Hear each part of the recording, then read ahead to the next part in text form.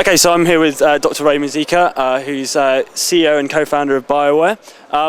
I had a chance to play Mass Effect 2 today and get hands-on with the combat and stuff. Tell me about how you've tweaked it, because it feels a lot better than the first game. We have really taken the fan feedback and the press feedback, internal feedback to heart, and in so many ways in Mass Effect 2. Combat is one of them. Just the net effect of it is just intensity.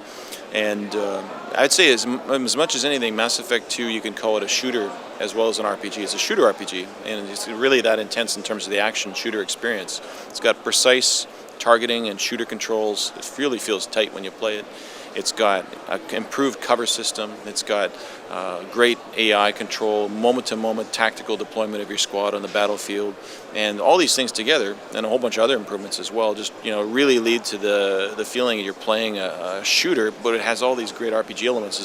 Hasn't lost anything in the translation from Mass Effect 1 in terms of the digital actors and the expressivity, and we're doing a whole bunch of other things too. We've got an interrupt system in the dialogue. We talked about and hoped to do that in Mass Effect 1. We couldn't quite do it, but in Mass Effect 2 we're doing it, and you can, at times, moments will come up, I think you saw some if you played it, where Shepard kind of gets impatient, and you can just turn on the raw emotion of Shepard and just kind of let him punch through and do whatever he feels like at that moment, and it's gonna, it's appropriate and contextually interesting, and it's basically, it's kind of like, what would Shepard do in that situation? So there's a bunch of those in as well, and it's really fun to play as a result. And we're doing cool things in the exploration side.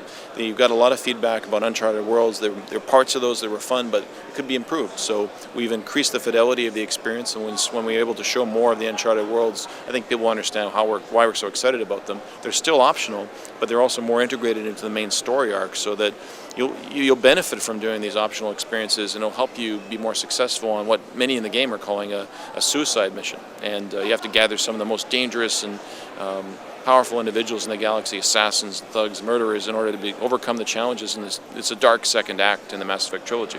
So does that mean you're going to be making bigger and sort of tougher decisions throughout the course of the storyline? Yeah, I think so. It may be more morally challenging in some ways too. I mean, you look at the first game, Mass Effect, I think it was sort of humanity's perhaps naive entrance onto the galactic stage. They come onto the Citadel and they're like, oh, it's, these civilizations are so wise and so much older than our civilization, and they must be full of wisdom. They must be, really sophisticated. And then you lift up the veil, and you realize there's a seedy dark side to the whole machination. And not only that, there's an ominous threat and a menace to all organic life across the galaxy that you just got a taste of it in Mass Effect 1. Mass Effect 2, it's showing how big it really is. It's vast, it's challenging, and really, if you don't get the right team alongside you and make the right choices, it could be a suicide mission for Shepard and his team. So you were talking about sort of seedier characters, that's going to have an effect on the battlefield as well, the character's personality, right? How does that thing work? Well, I mean, some of them are a little more unpredictable. We introduced a new character here at the show, Gamescom, Grunt. He's a Krogan. And Rex was one of the favorite characters from Mass Effect 1, so we're happy to have another Krogan to introduce to people that we think is going to be really compelling as well.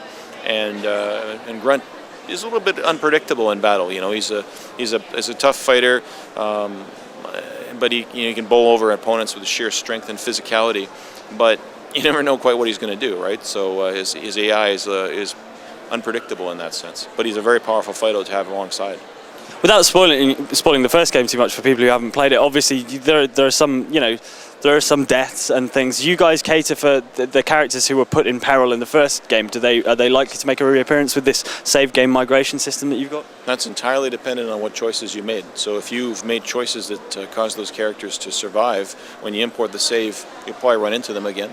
You might be able to travel with some of them and venture. Some others are more characters that you're going to interact with. It'll be explained why the difference is for each, if there is a difference. And then the characters who you put in peril and maybe didn't survive, they won't be making an appearance back in Mass Effect 2 if you import your save game.